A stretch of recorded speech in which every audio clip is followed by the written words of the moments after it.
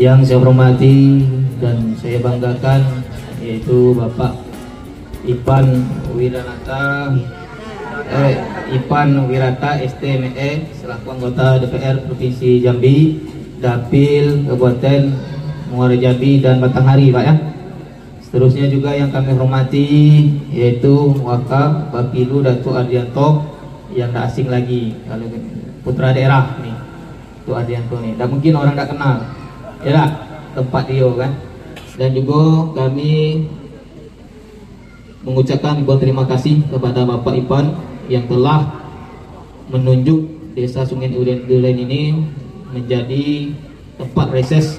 Mudah-mudahan pada malam hari ini apa-apa saja nanti yang ingin Bapak Ibu sampaikan, mungkin ada program-program Pak Ipan selama ini mungkin belum ada di sini, boleh disampaikan nanti kepada Pak Ipan. Padahal arti wirata itu, wira itu pemimpin, ratu rata, pemimpin adil, selalu membagi rata dan adil.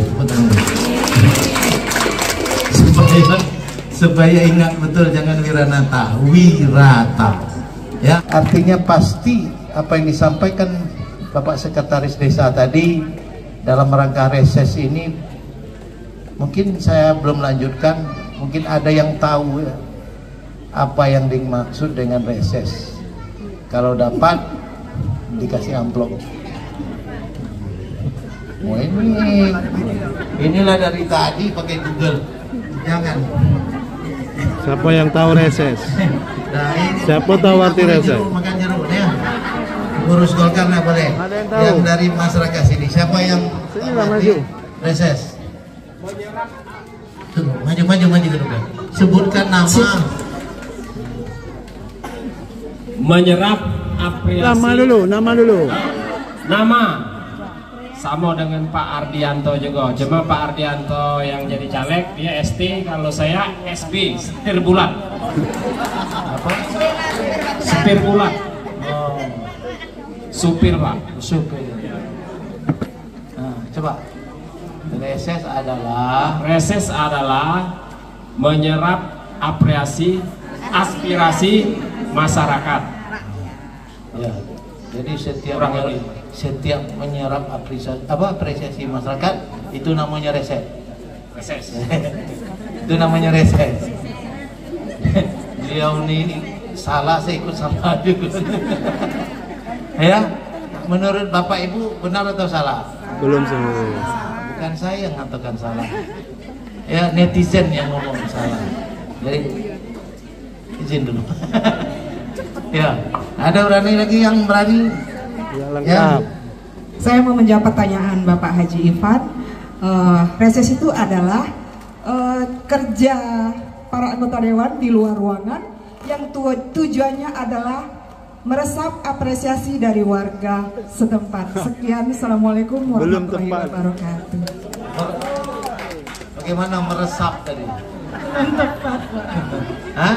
Belum tepat. Meresap. Sedikit lagi. Sedikit lagi. Dulu. Ini seleksinya kalau untuk di Desa Sungai Duren ini agak lebih ketat. Menyerap aspirasi. Ada yang berani lagi? Bukan meresap.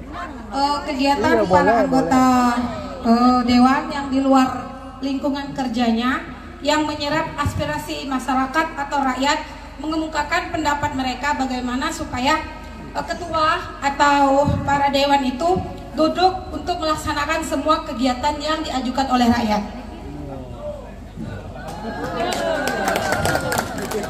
Jadi kalau yang benar tuh orang ramai juga tahu gitu. Yang salah juga tahu. Udahlah, kasih ampau dulu. Ya. Jadi saya memang melakukan reses itu harus ada pendekatan dulu lah. Hati-hati dulu. Dibuka mindsetnya dulu. Cuma tidak merubah nasib suatu kaum kalau bukan kaum itu yang merubah.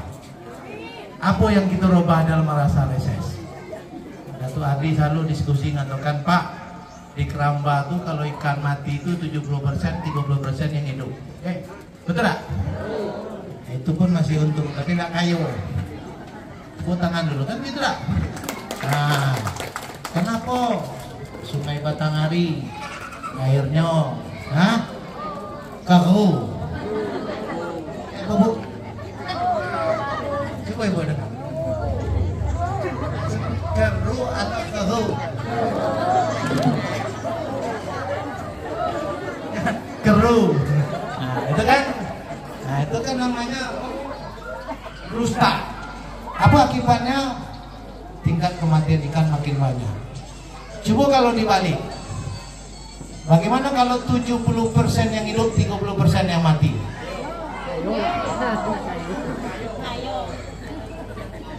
Ya kan itulah ukuran kita tadi dalam rangka merubah nasib suatu kaum. Pemimpinnya harus konsentrasi. Dulu pernah juga saya ke ibu, habis saya melihat tingkat kematian ikan, ya tingkat kematian ikan yang di Batanghari itu, saya tanya, Bu, sisa ikan ini bagusnya diapain? Ya, dijadikan ikan tapi lebih banyak mati daripada itu kan. Tidak perlu bisa Pak semuanya. Kenapa? Hari hujan tidak bisa mengeringkannya, harus ada bantuan open untuk pemanasan. Kalau bupatinya ngerti, bisa bertanya, bisa berdiskusi, kepikiran, oh bagaimana kematian ikannya sedikit, sisanya 30% itu, yang 70% hidup, 30% dijadikan ikan asin. Kalau ada hari hujan, dibuat opennya, selesai, sejahteralah petani di masyarakat desa Sungai Deret. Tepuk tangan untuk petani. Itu baru masalah beras. Belum masalah apa lagi itu? Masalah UMKM. Dan sini juga banyak tukang-tukang, ya. Ya kemudian tukang itu udah punya apa dah? Sertifikat dah? Sertifikasi dah? Udah? Nah, belum. Nah, kalau punya sertifikasi, gajinya juga harus naik. Ini satu diinventarisasi supaya masyarakat ini gajinya naik, pendapatannya naik. Dia sejak infrastruktur tadi, infrastruktur terhadap pengairan bagaimana tadi saya nengok pintu air, saya telah pernah nengok pintu airnya banyak yang rusak, ya nah itulah hal-hal yang seperti itulah nanti kalau saya diberikan amanah itu yang saya harus rombak. Langsung aja Pak, nama saya Pak Abu Bakar, anggota petani Sungai Duren, bukan ketua tapi anggota. Di sini Pak, kami petani Sungai Duren, yang pertama itu setiap musim tahun tanam itu kadang-kadang ada sedekah payu. Itu kami tidak mempunyai sarung tani Pak. Nah, setiap kami kumpul itu hanya di kebun karet. Jadi dulu pernah juga ngajukan, tampaknya sampai sekarang pun tidak ada terrealisasi juga. Mungkin dengan adanya Bapak Ipan ini mungkin kedepannya ada perhatian untuk kami Pak. Yang kedua yaitu masalah untuk pengelola tanah. Kami ini sudah lama nih Pak, sudah berapa tahun yang lalu itu ada bantuan. Tapi sekarang ini maklum Pak, yang namanya alat itu kapan sudah lama, apalagi ngolah-ngolah yang namanya lumpur. Nah itu mungkin ada garansinya Pak. Nah, setiap kami ngundang anggota dinas pertanian itu kadang-kadang untuk pesta payo, kadang-kadang kami tanya, katanya alat serana itu kosong untuk serana alat pertanian itu di Muaro Jambi. Nah, jadi untuk kedepannya mungkin kami minta bantuan juga Pak, tolong untuk desa Sungai Duren petaninya, tolonglah kami Pak. Berhubungan traktor itu ya? Ya. Yang ketiga itu masalah pengairan. Kalau pengairan sekarang alhamdulillah untuk 70% sudah jalan.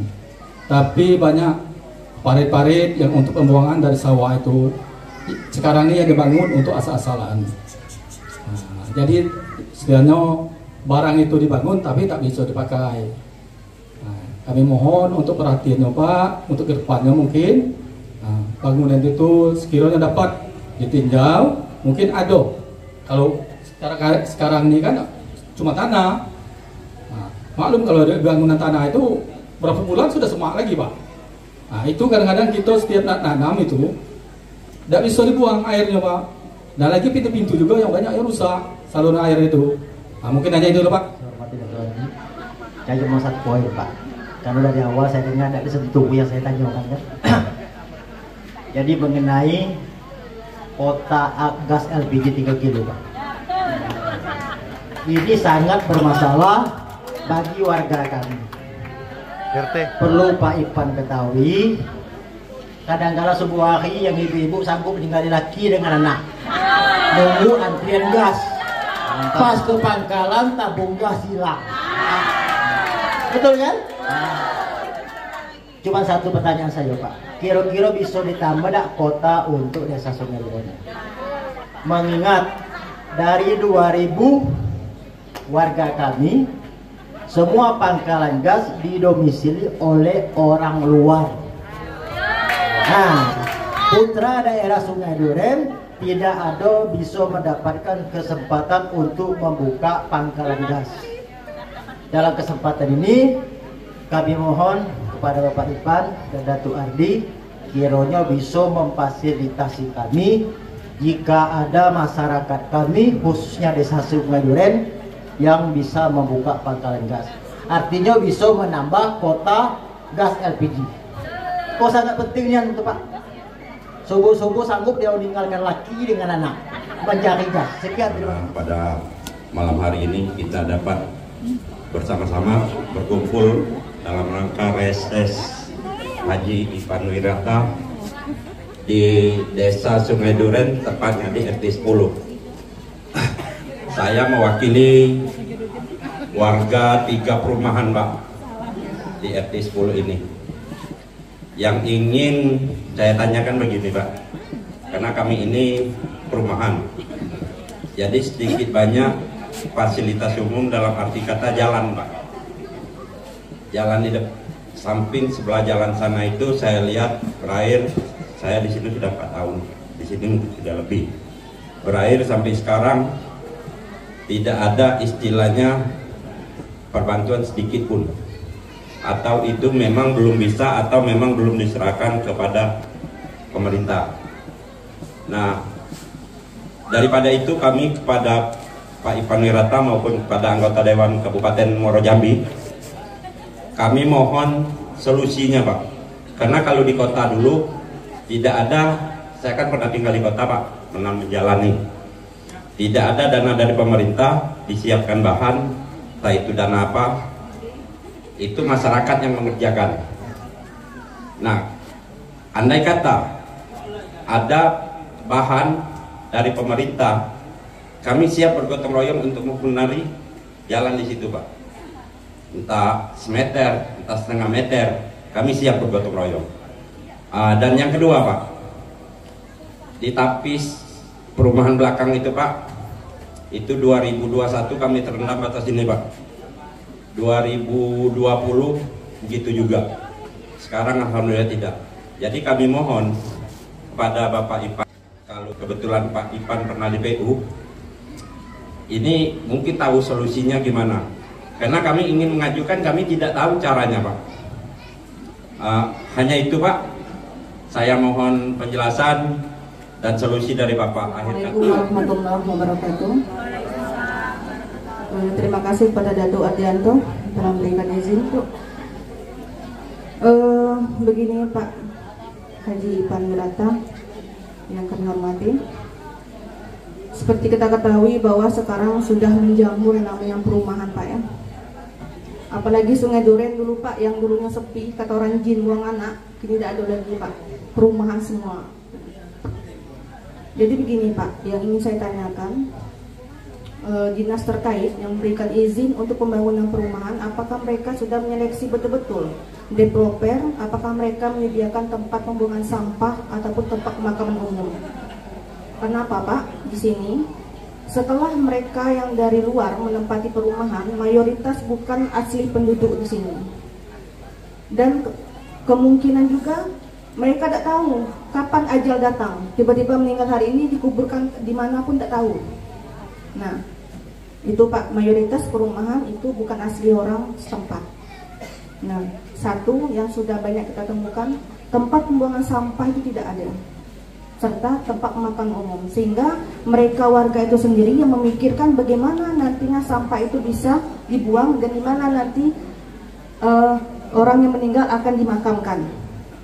Selanjutnya Pak, bagaimana pemerintah menyikapi pembuangan sampah yang tidak ada di Kabupaten Muaro Jambi? Kita ketahui sekarang Pak, di setiap sudut perbatasan antara kota dan Muaro Jambi itu adalah tempat pembuangan sampah di pinggir jalan. Di sana banyak-banyak Pak, kami keluar dari lorong kami sengaja menuju UIN, depan UIN itu. Sebenarnya kita malu, UIN itu adalah Universitas Islam Negeri, tapi tempat pembuangan sampah di depannya Pak. Nah, karena itu tidak ada tempat pembuangan sampah yang benar-benar dikelola oleh Kabupaten Muaro Jambi. Terus Pak, di sudut-sudut depan tanah orang-orang yang ada di pinggir jalan, itu tempat pembuangan sampah juga. Di kolong-kolong air-air yang mengalir, tempat pembuangan sampah juga. Nah, itu karena apa Pak? Tidak ada tempat pembuangan sampah yang benar dibuat ataupun ditetapkan oleh pemerintah kabupaten. Nah, yang ingin saya tanyakan Pak, bagaimana caranya nanti menanggulangi itu Pak, jika Bapak nanti jadi pemimpin di Kabupaten Muaro Jambi ini. Terima kasih Bapak. Assalamualaikum warahmatullahi wabarakatuh. Nama saya Ibu Helmi. Di sini saya ini mungkin bertanya apa curhat Pak. Nah, itulah ya. Pokoknya saya curhat dulu, saya ngomong dulu Pak ya. Di sini saya ini penjual kue Pak, punya lapak. Ini hubungannya mungkin dengan UMKM. Saya ini penjual kue, punya lapak dan banyak kawan-kawan yang nitip di tempat saya. Nah di sini permasalahannya tuh di kami lah Pak sebenarnya. Permasalahannya tuh yang pertama di harga Pak. Bahan semuanya naik, tapi kawan-kawan nih ada yang pengen jual 1.000, ada yang pengen 45.000 gitu kan. Jadi akhirnya harga kue itu tidak bisa tetap, jadi murah gitu, tidak seimbang dengan bahan. Nah di sini terjadilah permasalahannya tuh tukang kue itu sebenarnya pejuang ibaratnya kan, bangun jam 2 malam, pagi sudah pergi, sampai tidur sebentar, ngulang lagi, kayak gitulah rutinitasnya demi keluarga sebenarnya Pak. Cuman di sini sepertinya saya tengok tuh kayak bukannya dapat untung, buntung, terus terlilit utang gitu Pak. Kita kan penjual kue itu banyak akses kayak koperasi keliling. Kalau sudah, ya kan? Tuh. Kalau sudah kita tuh punya kayak ada jualan gitu Pak, koperasi itu mendekati. Ibarat ngasih modal gitu kan Pak.